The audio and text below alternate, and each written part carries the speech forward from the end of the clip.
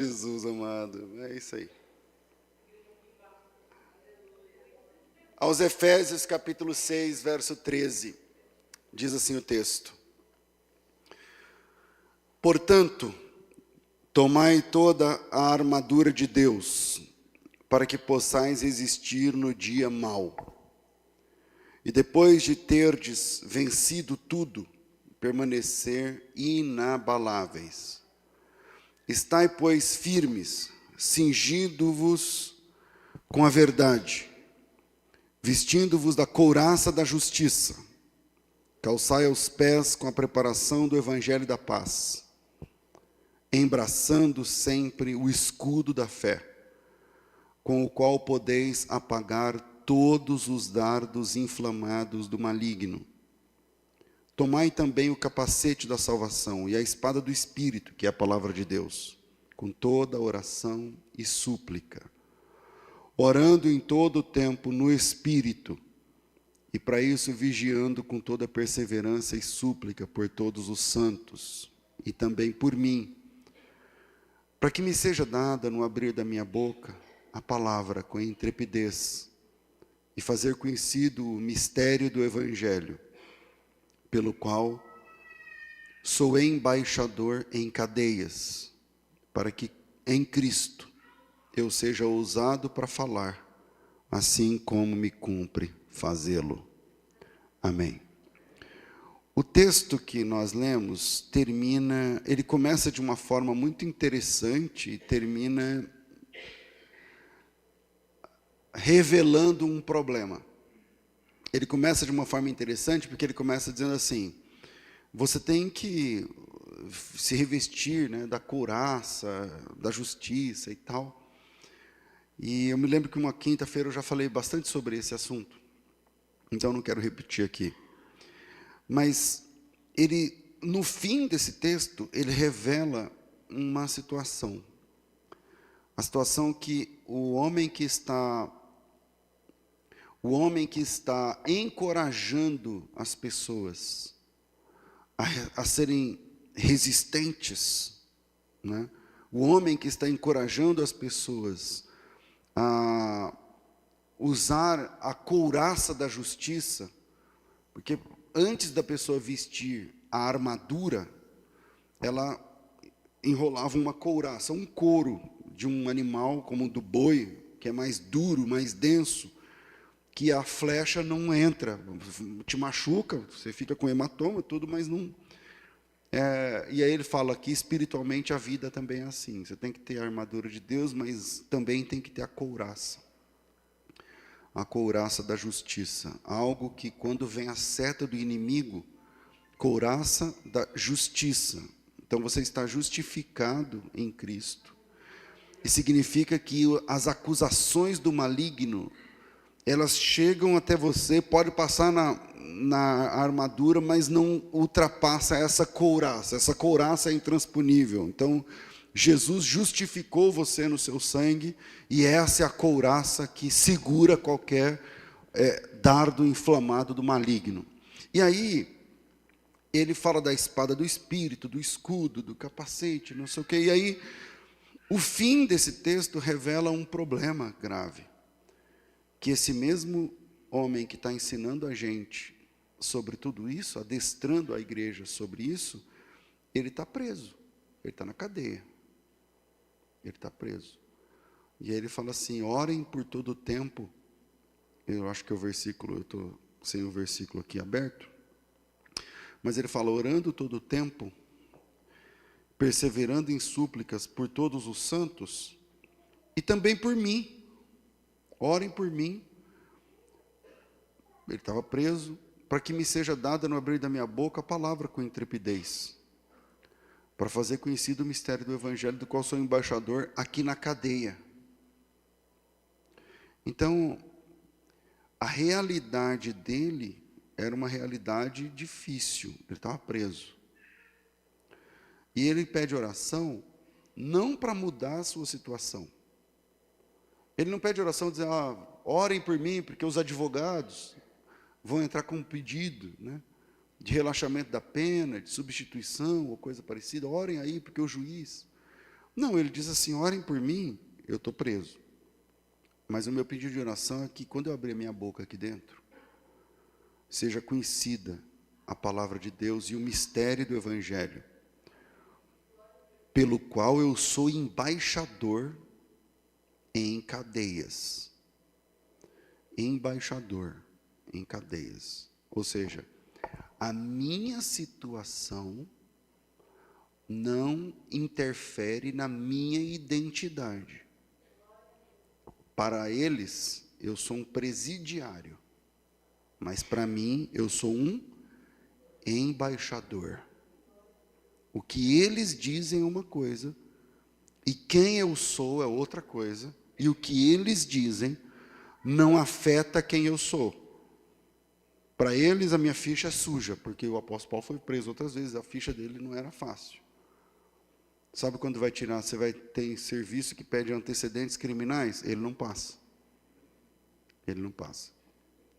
Então, para eles, quem é o apóstolo Paulo? Um preso. Para eles, ele é um presidiário. Para eles, é um ficha suja.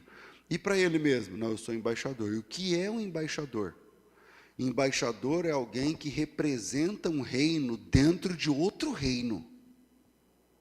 Embaixador é alguém que representa um reino em outro. E essa é a clareza do apóstolo nesse texto. Eu estou preso aqui, para eles eu sou bandido, para eles eu sou presidiário. Mas eu sei quem eu sou. Eu estou aqui numa missão. Eu sou embaixador aqui dentro. Eu estou aqui nesse reino, falando de outro reino, representando outro reino, trazendo outro reino para que esse reino que eu represento seja aqui conhecido. Aí ele diz, ore por mim, para que seja dada no abrir da minha boca a palavra com intrepidez, para fazer conhecido o mistério do Evangelho, para eu falar do outro reino aqui, nesse reino, porque aqui eu sou embaixador em cadeias, para que em Cristo eu seja ousado para falar, assim como me cumpre fazê-lo. Resistência. Na física mecânica, tem uma palavra chamada tenacidade. O que é uma pessoa, o que é algo, não vou falar pessoa, o que é um objeto tenaz? Tenaz. A tenacidade tem a ver com uma medida, a medida de impacto necessária para levar um material à ruptura, na pancada. Então, por exemplo, se um material sofre um alto volume de pancada e não se rompe, não se deteriora, então ele é tenaz, ele aguenta a pancada.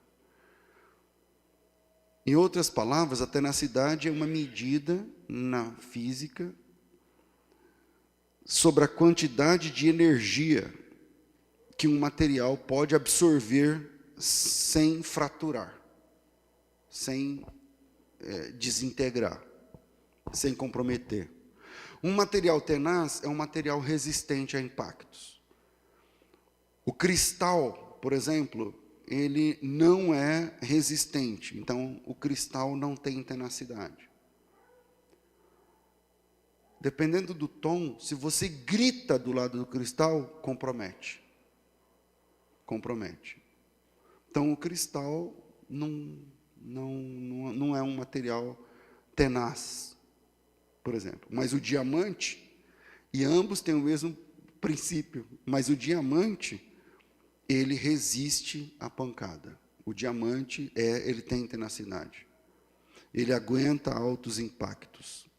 Pressão, impacto, temperatura, para o diamante é tranquilo. Mas para o cristal, que são da mesma família, não dá para gritar perto.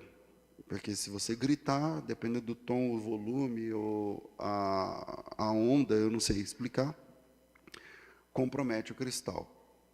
Então, falando em português, assim, um português claro, tenacidade significa literalmente conseguir levar pancada sem quebrar. Conseguir levar pancada sem desestabilizar, sem corromper, sem estragar. No boxe, por exemplo, uma pessoa que não aguenta levar um murro e continuar em pé é o queixo de vidro, porque o vidro não tem tenacidade. E ser resistente na vida é ter tenacidade, é passar pela vida conseguindo continuar de pé, mesmo depois de pancadas, mesmo depois de impactos. E o texto que nós lemos é esse convite, o convite a uma vida cristã resistente, a uma vida cristã resistente. Quase todos conhecem ou já leram a história de José na Bíblia. José é o filho primogênito de Raquel. E Raquel é o amor da vida de Jacó. Tudo que o Jacó queria era casar com a Raquel, mas aí teve a história lá que ele teve que primeiro desposar a Lia, ou Leia, depende da versão. José é o filho do amor de Jacó, porque ela não podia ter filhos. Então a outra esposa e as concubinas tiveram vários filhos. E José é o único filho de Raquel, por enquanto, porque depois, na ida embora, ela vai ter um outro filho que é o Benjamim. Mas agora, José é o único filho de Raquel, que é o amor de Jacó. Por isso, ele recebe todo o amor desse casal, dos seus pais.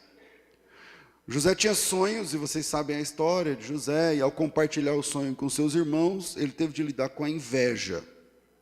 Com a inveja. Inveja dentro da própria casa. Eu não sei quem já viveu isso. Deve ser horrível.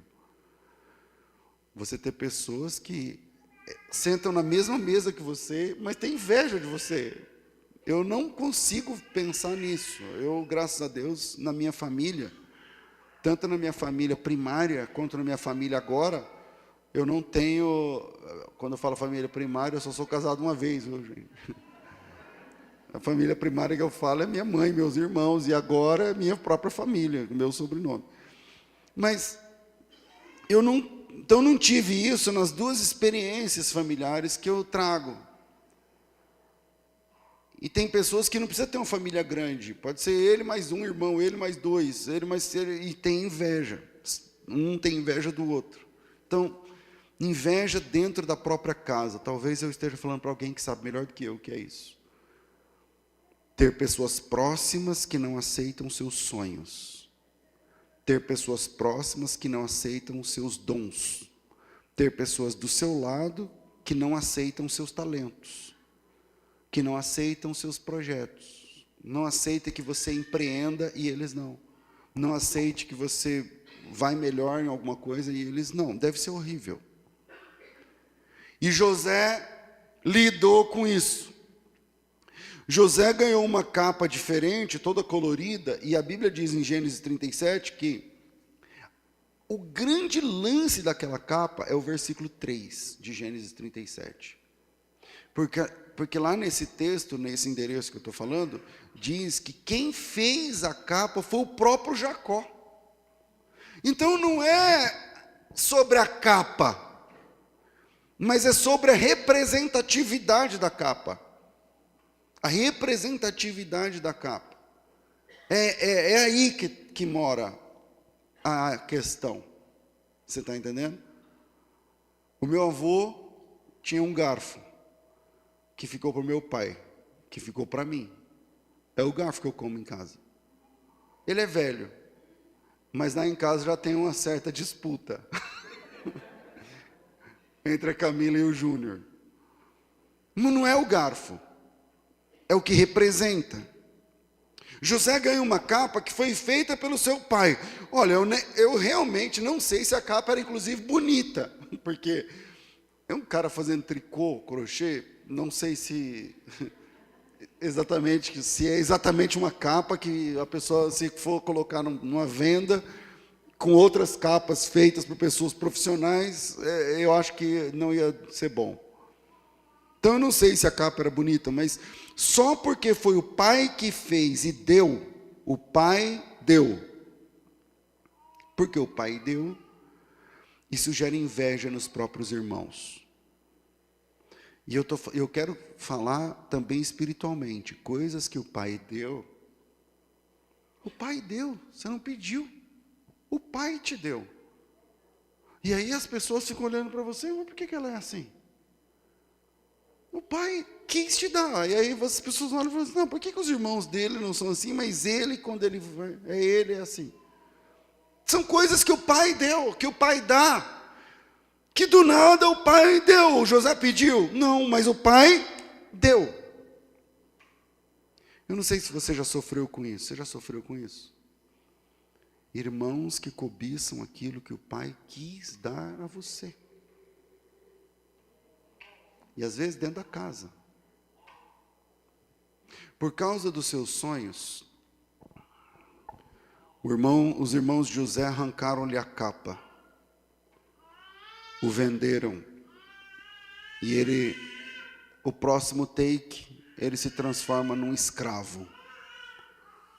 Por causa dos seus sonhos, seus irmãos arrancam-lhe a capa e o transformam num escravo. Mas José era resistente. José era o quê?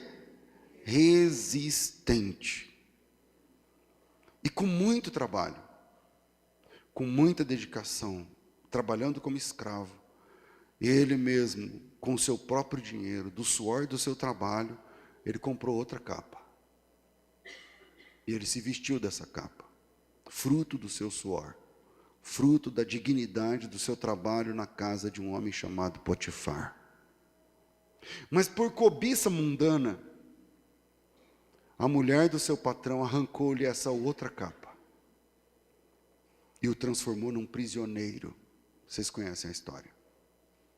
É a segunda capa que o José perde. Sem merecer, ele perde a segunda capa. Mas José era resistente. Resistente. E agora preso, órfão da túnica e da capa, sem ver seus sonhos, seus projetos realizados, sem a possibilidade, porque ele está preso. O autor do texto, base dessa mensagem, desse sermão, também estava preso. José está preso, sem túnica, dada pelo seu pai, sem capa, comprada por ele mesmo, com seu dinheiro, com seu merecimento. E agora, sem túnica, sem capa, sem visita, porque ele está em outra língua, ele está em outro povo, odiado pelos irmãos. José era e continuava sendo resistente, mas agora sem muitas possibilidades, ele decide entrar nos sonhos de outras pessoas. Se ele tivesse livre, ele ia lutar pelo seu próprio sonho, mas aqui, na cadeia, ele fala, bom, aqui eu vou entrar nos sonhos das pessoas. E ele entra no sonho do padeiro, e ele entra no sonho do copeiro. Até que um dia ele é convidado para entrar, para fazer parte do sonho do rei de Faraó. Ele estava preso. E aí ele entra no sonho de Faraó e explica para Faraó o próprio sonho. E interpreta para Faraó o próprio sonho. Isso que eu estou falando, que Deus colocou no meu coração para compartilhar com você, é muito importante. É muito importante. Às vezes, você não tem, por N motivos, podaram você e tomaram suas capas, mas se você souber entrar no sonho de alguém, você pode se tornar uma pessoa importante. E o Faraó percebeu. O Faraó percebeu e falou, esse cara, do jeito que ele está falando sobre o meu sonho, ele tem que trabalhar comigo. E aí, ao entrar no sonho de Faraó, ele é convidado a se tornar governador. Uma espécie de regente do Egito, onde ele mesmo disse que a posição dele era como ser um pai para Faraó. Então José, finalmente, recebe uma nova capa. A capa de governador, aquela capa que ninguém mais poderá tirar-lhe. Ninguém. E com essa capa, a de governador, não feita pelo seu pai, com essa capa de governador, não aquela arrancada pela esposa do Potifar, com essa capa, a de governador, ele pode entrar na sala onde estavam os seus irmãos. E ele está pronto, com essa capa, para abraçar os irmãos que o traíram. Ele está pronto com essa capa para conversar com Potifar, que servia a Faraó, mas ele está num nível de Faraó agora. Então ele pode conversar com Potifar, inclusive com sua esposa, pessoas que o prejudicaram. Ele pode conversar com seus irmãos e vê-los se prostrando conforme o seu sonho diante dele. Ele está pronto para lidar com pessoas que arrancaram as capas antigas, que tinham valores especiais para a vida dele, que ele perdeu por causa de pessoas. E ele está pronto para entender que as capas que lhes foram roubadas, tiradas, arrancadas, foram fases ruins, tratamentos ruins, dados por pessoas ruins, para que ele finalmente chegasse onde Deus queria que ele tivesse chegado, ali, naquela sala, com aquela capa de governador nas costas, com aquele anel e, sobretudo, com aquele coração. É por isso que no capítulo 45 do Gênesis, no verso 4, quando ele se dá a conhecer aos seus irmãos, diz assim o texto: disse José aos seus irmãos, agora chegai-vos a mim. Ele diz antes, eu sou José, como é que está meu pai? E aí no verso 4 ele diz, chegai-vos a mim. E chegaram-se então, e ele disse, eu sou José, vosso irmão, a quem vocês venderam para o Egito. Agora, pois, não vos entristeçais, nem vos irriteis contra vós mesmos, por me haverdes vendido para cá, porque para a conservação da vida, Deus me enviou adiante de vós, porque já houve 2 anos de fome na terra, e ainda restam 5 anos em que não haverá lavoura nem colheita.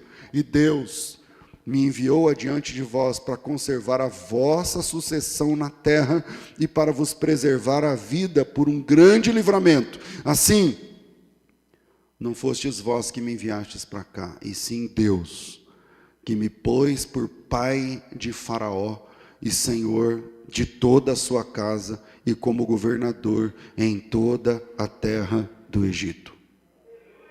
Ele entendeu que a chegada dele naquele ponto tinha a ver com a vontade de Deus para a preservação da sua família, e isso só foi possível porque ele foi resistente em cada capa que ele perdeu.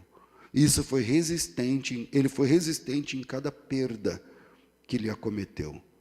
Ele resistiu nos dias maus, que é esse tema, esse texto que o apóstolo Paulo nos ensina, que vocês possam resistir no dia mau. Eu vou deixar 3 pontos, mas eu vou ter que correr porque eu me empolguei com a introdução. Primeiro, a relação com Deus nos prepara para os impactos da vida. A relação com Deus nos prepara para os impactos, as pancadas da vida. Até porque ser cristão é preciso estar preparado para a pancada, né? Se você é cristão, serve a Jesus, tem que estar preparado para a pancada. A história de José é um convite a um cristianismo resistente. Paulo diz que nós precisamos nos fortalecer em Deus para enfrentarmos as astutas, o quê? Ciladas do diabo. Verso 10 do texto base. E enquanto eu falo sobre isso, um salmo me vem à cabeça, que é o Salmo 92. O Salmo 92, lá nos versos 12 em diante, diz assim, ó, o justo florescerá como a palmeira, e crescerá como o cedro do Líbano. Os que estão plantados na casa do Senhor florescerão nos átrios do nosso Deus. Na velhice ainda darão frutos, serão viçosos, vigorosos, para anunciar que o Senhor é reto. Ele é a minha rocha, e nele não há injustiça. Então veja, os verbos, as palavras, os substantivos, os adjetivos nesse texto são importantes. Rocha, o Senhor é reto. Na velhice serão frutos viçosos, vigorosos, vigor. rocha, ele é minha rocha, nele não há injustiça. Florescerá como palmeira, como cedro. Essas duas árvores, a palmeira e o cedro, são importantes nesse texto. A palmeira porque ela chega a quase 30 metros de altura. E ela é originária do deserto. E ela aguenta ventos fortíssimos, ventos muito fortes. O vento do deserto, porque não tem construções. Então ele corre livre. E ela aguenta não somente o vento, mas também as mudanças bruscas de temperatura. É basicamente um choque térmico a cada dia. É calor, 50 e tantos graus de manhã e abaixo de 0 à noite. E ela resiste tudo isso. O cedro, a outra árvore colocada aqui, ele fala não só o cedro, mas o cedro do Líbano. E o cedro do Líbano é o mais imponente de todo o mundo. Quando o Salomão foi construir o templo, ele importou o cedro do Líbano. Porque o cedro do Líbano, ele atinge até 40 metros de altura. E impressionantes 15, 13, 14, 15 metros de diâmetro do seu tronco.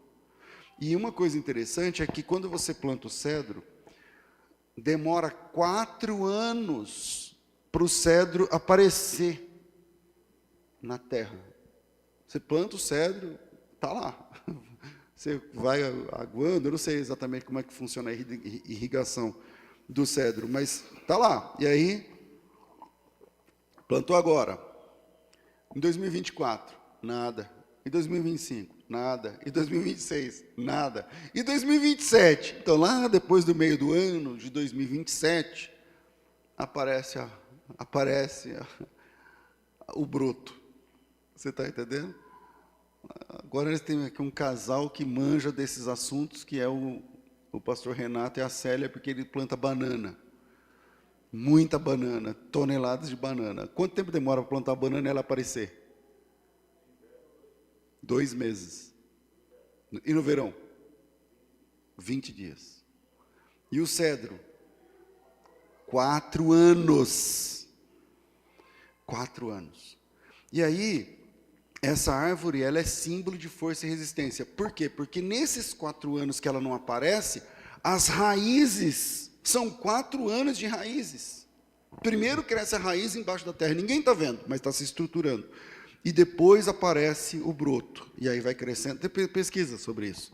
Aliás, essa planta é tão importante que ela é um símbolo da força e da resistência. Ela aparece, inclusive, na bandeira do Líbano. Eu acho que a única bandeira que tem uma planta é o Líbano, e é o cedro do Líbano. Então, qual é a nossa capacidade de aguentar as pancadas da vida? Porque o Evangelho de Jesus tem essa proposta, através da nossa comunhão com Deus, de fazer de nós pessoas mais resistentes. Todos nós sabemos aqui a história da igreja, que é uma história de resistência, é uma história de perseguição, muito sangue derramado. Desde o 1º século até o dia de hoje, desde o 1º século, por exemplo, quem é o fundador do cristianismo? Jesus Cristo, que foi assassinado. Quem foram os seus primeiros discípulos, os 12, que foram assassinados? Com isenção de João, que foram assassinados. Tá, na próxima linha, quem são os próximos? Então vamos lá. Policarpo, que foi assassinado, discípulo de João. Os discípulos de cada um dos discípulos também foram assassinados. E os discípulos dos discípulos de cada um dos discípulos também foram assassinados, os principais. É só ler a história da igreja. O martírio da igreja. Então, desde o 1º século até agora, porque agora tem cristãos sequestrados, agora tem cristãos perseguidos, agora tem cristãos que fazem cultos escondidos. A igreja sofre com a perseguição em várias partes do mundo, e mesmo assim, a igreja de Cristo segue resistindo, avançando em todas as partes do mundo. Segundo, resistência é um degrau da maturidade. Resistência é um degrau da maturidade cristã. Maturidade. Lá no primeiro livro de Samuel, capítulo 17, conta a história de Davi contra Golias. Conta a vitória de Davi contra Golias. Na verdade, para quem gosta de pregar sobre esse assunto, vai uma dica para você estudar. Na verdade, a vitória de Davi contra Golias não era para ser só a vitória de Davi contra Golias, mas era para ser a vitória de Israel contra os filisteus, porque era isso que estava combinado. Lembram? Que o pessoal lá falou, não, porque vamos acabar essa guerra assim, não precisa matar todo mundo, cada um de um lado, muito sangue derramado. Pega o principal de vocês, eu pego o principal do meu, quem ganhar serve o outro e acabou a guerra. Então a batalha, a vitória de Davi contra Golias, que na verdade era a vitória de Israel contra os filisteus, está registrada no capítulo 17 do primeiro livro de Samuel. Eu vou ler o versículo, começa. Juntaram os filisteus suas tropas para a guerra e congregaram-se em Socó, que está em Judá. Acamparam-se entre Socó e Azeca, em Éfes-Damim. Porém, Saul e os homens de Israel se ajuntaram e acamparam no vale de Elá, e ali ordenaram a batalha contra os filisteus. Estavam estes no monte, outros da além. Estavam estes no monte do lado da além, melhor, e os israelitas no outro monte do lado da Quém, entre eles um vale. Então pensa num vale aqui, um monte aqui, outro monte aqui, você tem um layout. Um lado tem Israel, o outro lado tem os filisteus, e o vale no meio, que é onde acontece a batalha. Israel está lá no fronte de batalha, de um lado os filisteus, do outro lado Israel. Mas ao invés de uma batalha, o campeão dos filisteus se levanta e chega até as fileiras de Israel e os desafia para um duelo. Que é o próximo versículo. Então saiu do arraial dos filisteus um homem guerreiro, cujo nome era Golias de Gate, da altura de 6 côvados e 1 palmo, isso dá mais ou menos uns 3 metros. Trazia na cabeça um capacete de bronze, vestia uma couraça de escamas, cujo peso de 5.000 ciclos de bronze, trazia caneleiras de bronze nas pernas, um dardo de bronze nos ombros. Esse cara gostava de bronze. A haste da sua lança era como o eixo do tecelão, a ponta da sua lança 600 ciclos de ferro, e diante dele ia um escudeiro. E parou e chamou as tropas de Israel e disse: para que saís formando em linha uma batalha? Não sou eu filisteu? Não são vocês servos de Saul? Escolhei dentre vós um homem que desça a mim. Se ele puder pelejar comigo e me ferir, seremos vossos servos. Porém, se eu o vencer e o ferir, então sereis nossos servos e nos servireis. E disse mais o filisteu: hoje eu afronto as tropas de Israel, dai-me um homem para que ambos pelejemos. Resistência. Sabe o que é isso? Os caras têm, eu não sei quantos, milhares de soldados de um lado, milhares de soldados do outro. Chega um deles, atravessa o vale, vai lá e fala assim: tem homem aí? É fácil ouvir isso? Não. A gente tem brio, né? O cara chega, bate no peito e fala: tá, para que tudo isso? Tem macho aí para me encarar na briga? Nós dois vamos embolar, nós dois aqui. Quem ganhar, vence. Quem perder, vira nosso servo e acaba a guerra. Tem um macho para me encarar? Um homem. Dai-me um homem, versículo 10. Esse dai-me um homem, do verso 10, é isso. Dai-me um homem para que ambos pelejemos. E aí, quem vai me encarar? Agora, tem uma outra informação importante, que é o verso 16. Chegava-se, pois, o filisteu pela manhã e à tarde, e apresentou-se por 40 dias. Os caras não foram afrontados uma vez. Foram afrontados 80. Entendeu? De manhã, depois à tarde. De manhã, imagina ouvir essa ofensa todo dia. Imagina ouvir essa conversa todo dia. Uma ofensa ouvida uma vez causa pânico. Mas uma ofensa repetida todo dia vira uma rotina. Vira uma rotina, chega uma hora que o pessoal está, na segunda semana, o pessoal levanta, e aí, toca a corneta lá, não sei o que, eu não sei como é. Aí levanta, todo mundo se veste, roupa de soldado, espada de soldado, mas eles sabem que não vai ter nada, entendeu? Chega uma hora que eles se vestem para serem afrontados. Eles se vestem, ficam lá de pé, sentido, aí todo mundo tal. E agora? Não, daqui a pouco ele chega. Aí, daqui a pouco sai o filisteu. E aí, tem homem aí no meio? Aí os caras ficam olhando e falam, caramba, o tamanho da mão do cara, meu. O mão do cara é desse tamanho. Olha a espada do cara, o negócio do tecelão, que eu nem sei o que é isso. Olha, a espada do cara é do meu tamanho, a espada dele é do meu tamanho.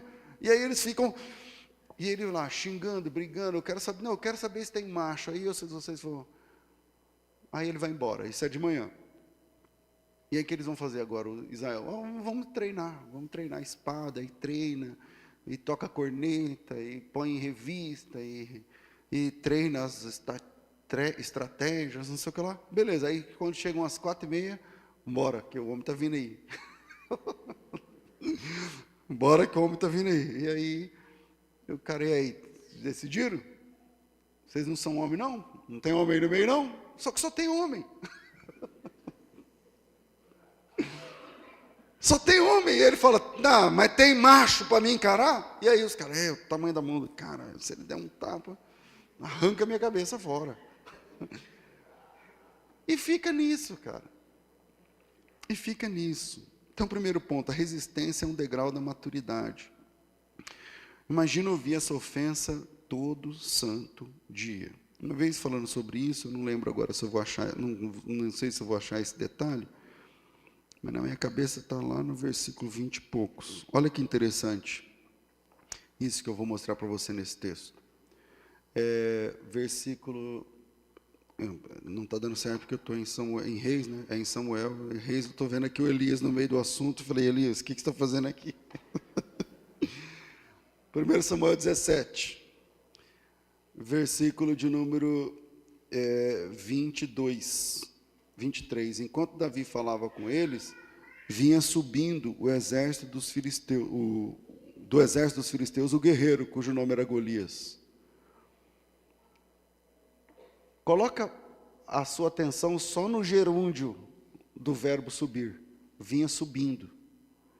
Lembra do layout? Num monte está Israel, no outro monte os filisteus, e entre eles o vale. No começo, ele descia, atravessava o vale, ia lá afrontar o pessoal no monte. E aí, tem homem aí? Agora não. Agora ele está subindo. Significa o quê? Que Israel está afastando, e o Golias está subindo na montanha, que é do outro já. Falando, e aí, pessoal? Ontem vocês estavam mais para baixo, agora vocês estão, e aí? Vai ficar andando de ré? Até quando?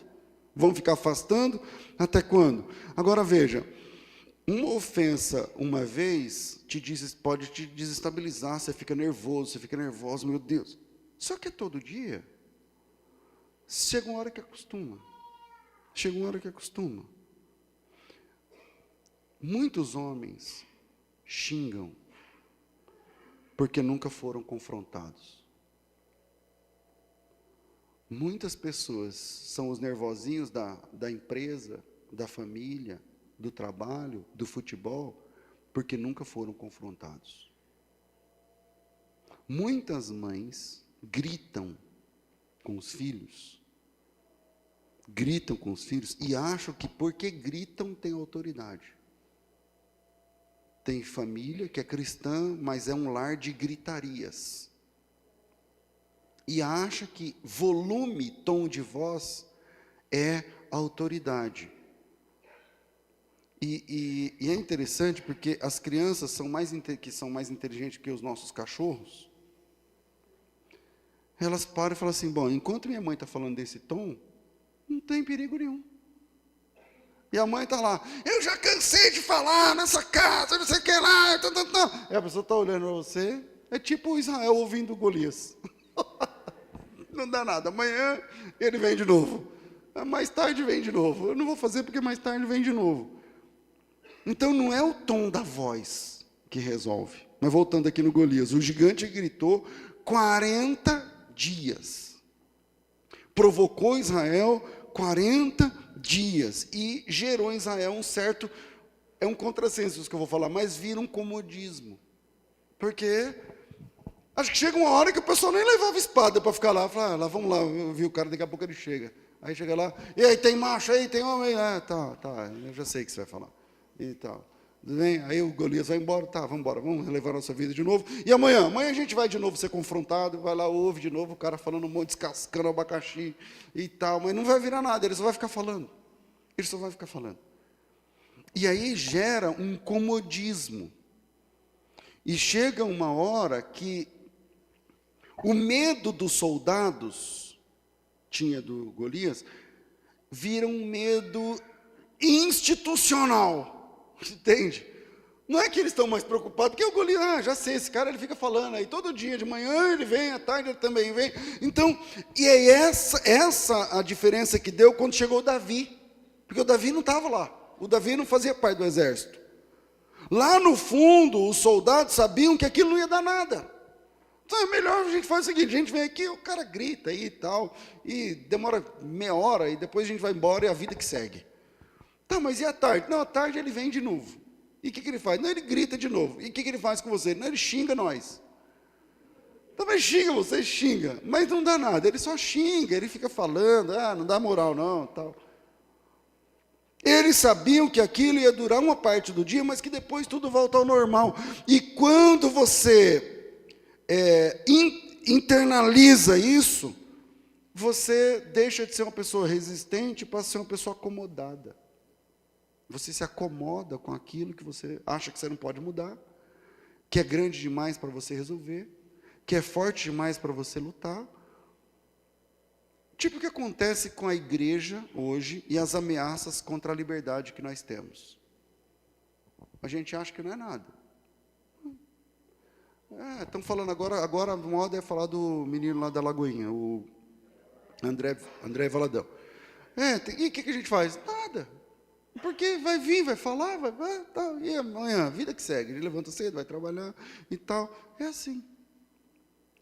Uma ameaça repetidas vezes não para de ser ameaça e passa a ser rotina. E quando passa a ser rotina, o que você faz numa rotina? Você se adequa. Você se prepara. Você prepara a tua agenda para isso. Então, é isso. Aí a gente fica na igreja, a gente ensaia para cantar e canta para ensaiar. E é isso. A igreja vai, se veste, soldados de Cristo, somos soldados de Jesus, não sei o quê, e a gente fica ouvindo as afrontas, e a gente fala, caramba, porque a Globo, cara, você viu? Não é fácil não. Tipo os soldados falando do Golias. Caramba, você viu o tamanho da mão do cara? Não é fácil não, os dias são maus, não sei o quê e tal. E aí acabou. E a gente faz o quê? Vida que segue. Vida que segue. Um dia, o Jessé manda o Davi para encontrar os seus irmãos e ver como eles estavam. É o versículo 17. Quando Davi chegou, ele estava levando queijo, mel, fruta, sei lá. O Jessé falou assim, está demorando muito esse negócio. Uma guerra que dura muito tempo, não sabe se venceu, se não venceu. Vai lá ver os seus irmãos, leva comida, leva coisa para eles e tal. Aí o Davi vai, ele é o caçula. Ele devia ter uns 16, 17 anos. E aí, quando o Davi chegou lá, era exatamente na hora da afronta que todo mundo estava acostumado. Estava todo mundo acostumado a ser xingado. Estava todo mundo acostumado a ser zombado. Estava todo mundo acostumado a ser homem e ouvir um cara falando, tem macho aí? Estava todo mundo acostumado a ouvir essa afronta e ficar quieto. E aí chega o Davi, só que o Davi não estava acostumado.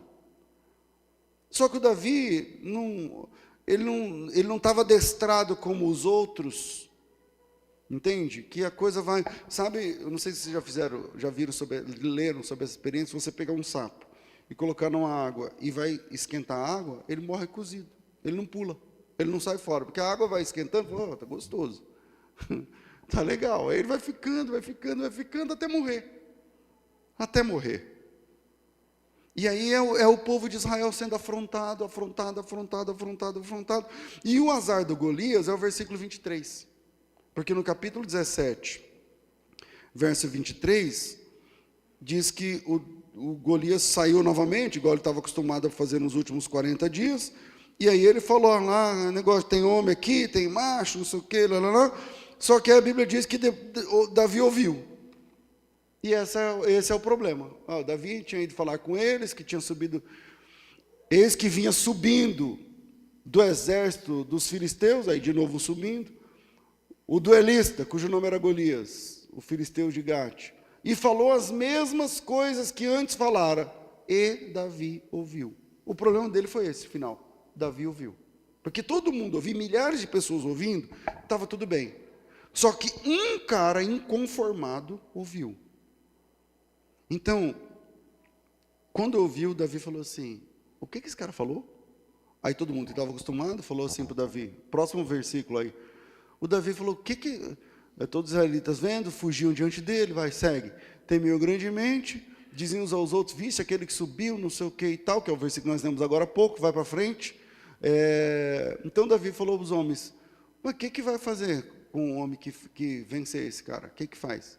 E aí eles explicam, ele vai procurar os irmãos de Davi mandam ele embora. Cala a boca, vai para sua casa, quem é você e tal, tudo mais.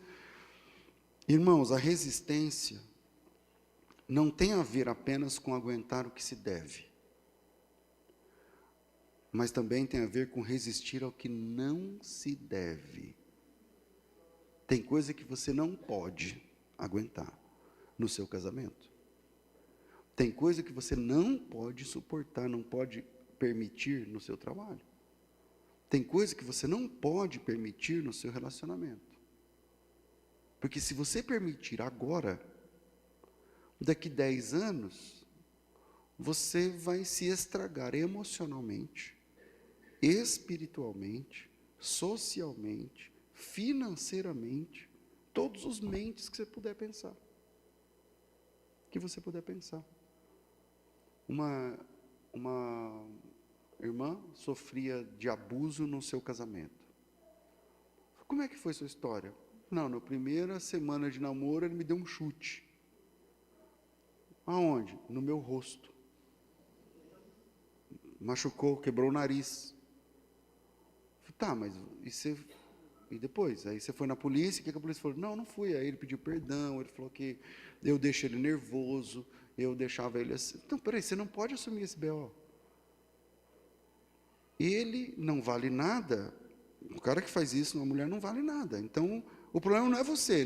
Nada que você fale justifica ele dar um chute no seu rosto. Nada que você fale ou faça justifica uma violência nesse nível. Aliás, não justifica nenhum tipo de violência. Então o problema não é você, não, é que quando ele fica nervoso, não importa, é ele que lute com o nervosismo dele. Não é você não tem responsabilidade nisso. Então, a resistência não apenas tem a ver com aguentar o que se deve, como José aguentou. E a resistência é aguentar o que se deve aguentar. Mas também tem a ver com resistir ao que não se deve, como Davi está ensinando aqui. O José me ensina o que eu tenho que suportar, e o Davi ensina que tem coisas que você tem que dar um tapa na mesa e falar assim, não, isso eu não vou permitir. E o Davi ouviu e falou assim, quem é? E aí, esse cara está falando, está perguntando se tem homem aqui, vocês estão ouvindo? Aí os caras, não, cala a boca. Não, vocês não entenderam. Ele, o grandão, está perguntando se aqui tem macho do lado de cá. Ninguém vai falar nada, se você não é homem, ninguém vai falar nada. Não, fica quieto, porque é o tamanho da espada do cara e tal. Existem coisas que você precisa conseguir aguentar, mas existem outras que você não deve admitir na sua vida. E isso também tem a ver com resistência. A resistência que Deus espera de nós também tem a ver com resistir aos inimigos de Deus. Satanás também age dessa forma, não é só colocando coisas que você tem que aguentar, não, eu tenho que aguentar que você vai me fazer resistente, porque são provas. Provas são coisas que você tem que agir de uma certa forma, você tem que tolerar, tem que orar, tem que dobrar joelho, mas tem coisas que você tem que dar um tapa na mesa e falar assim, não, aqui não. Isso aqui eu não admito. Isso aqui não é comigo.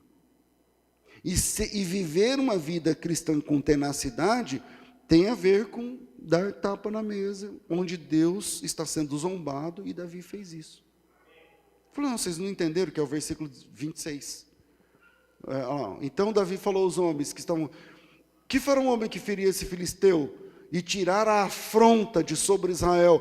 Quem é esse incircunciso filisteu para afrontar o exército do Deus vivo? Terceiro ponto para a gente encerrar.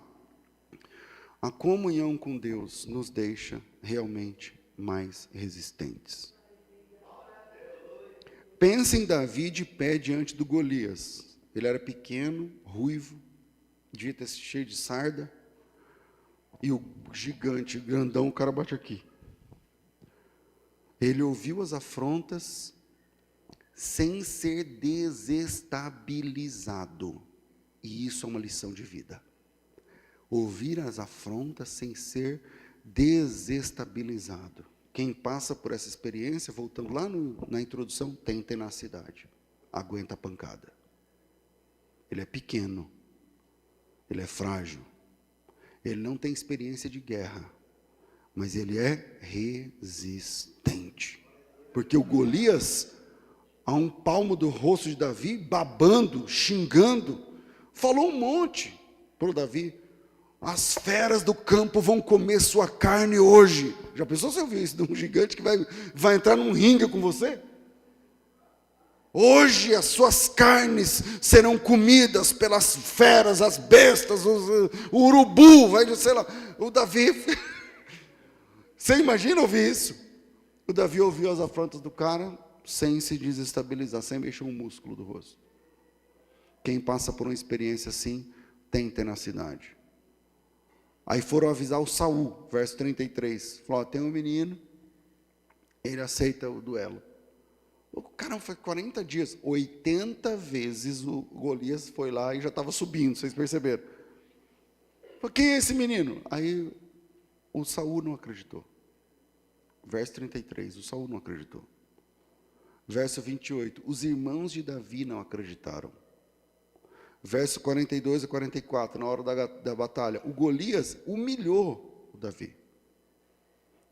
Então, o rei não acredita, meus irmãos não acreditam, minha casa não acredita, eu estou sendo humilhado agora pelo gigante.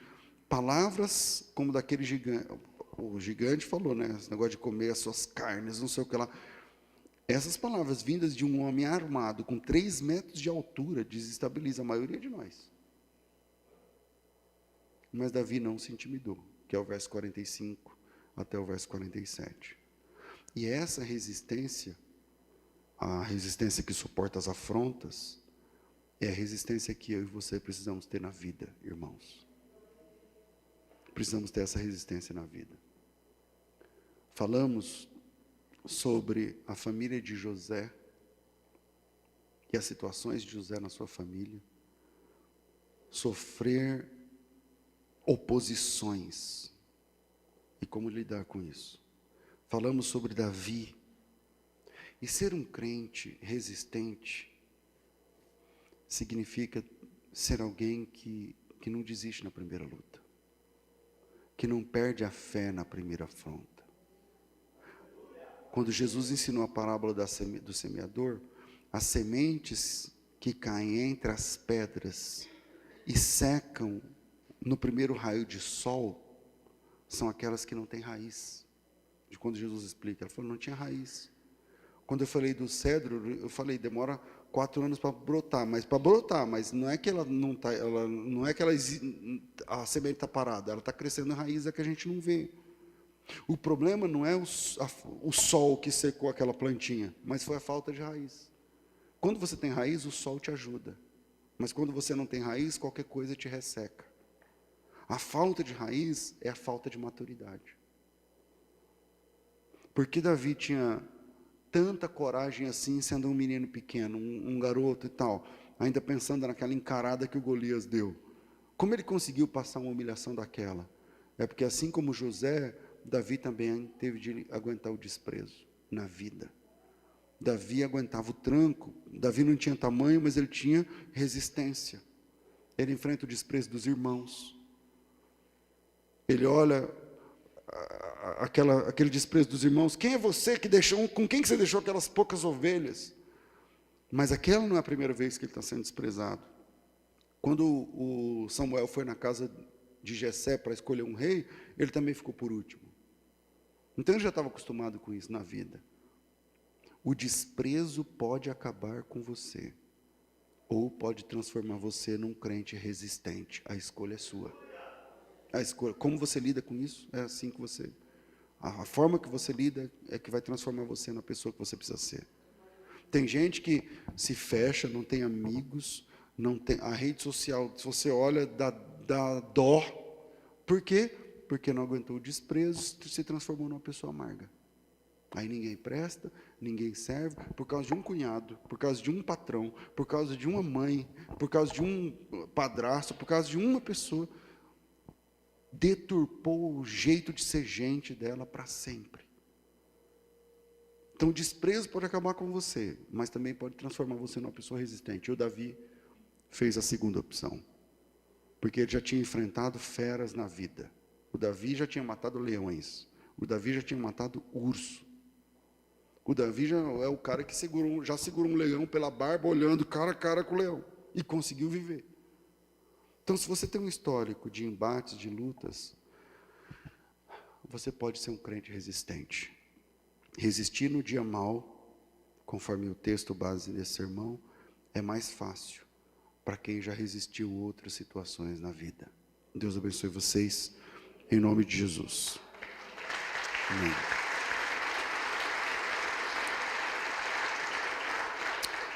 Vamos ficar de pé, meus irmãos, e vamos orar acerca do nosso ofertório. Curva sua cabeça. Chegou o momento onde nós, como servos de Jesus, iremos nos envolver com a obra de Deus, compartilhando um pouco da prosperidade que Deus deu a nós com o seu reino. Pai, nós te louvamos em nome de Jesus. Obrigado, Senhor, pelo privilégio que temos de te servir, te honrar e de ouvir a tua palavra. Agora, no momento do ofertório, que cada irmão e cada irmã possa investir na tua obra, no teu reino, com alegria. A tua palavra diz que o Senhor ama aquele que contribui com alegria. Em nome de Jesus, aquele irmão e aquela irmã que fez algum tipo de voto, ou do dízimo, ou de qualquer tipo de oferta, recebe, Senhor amado, com alegria. E visita cada casa, visita, Senhor, cada história, cada família, cada necessidade que o Senhor conhece. E cuida de nós como o Senhor tem cuidado. E através da sua provisão temos experimentado o seu jeito de ser Pai. E de prover na hora certa, na medida certa. Glorificamos o teu nome no ofertório. Em nome de Jesus. Amém. Amém. Quem vai ofertar com dinheiro, pega o envelope. Quem não tem envelope, levanta a mão, alguém entrega o envelope. O pessoal do Pix, está aí as informações do Pix. E o pessoal do YouTube é pelo Pix. Vamos lá. Quando você entregar a sua oferta, diga o quê? Não, está murcho. Quando você entrega a oferta, você fala o quê? Glória a Deus. Porque é Deus que nos dá condições, tá? É Deus que nos dá condições. Você não está dando nada, você está contribuindo, devolvendo um pouco do que Deus fez chegar à sua mesa, à sua casa, em nome de Jesus.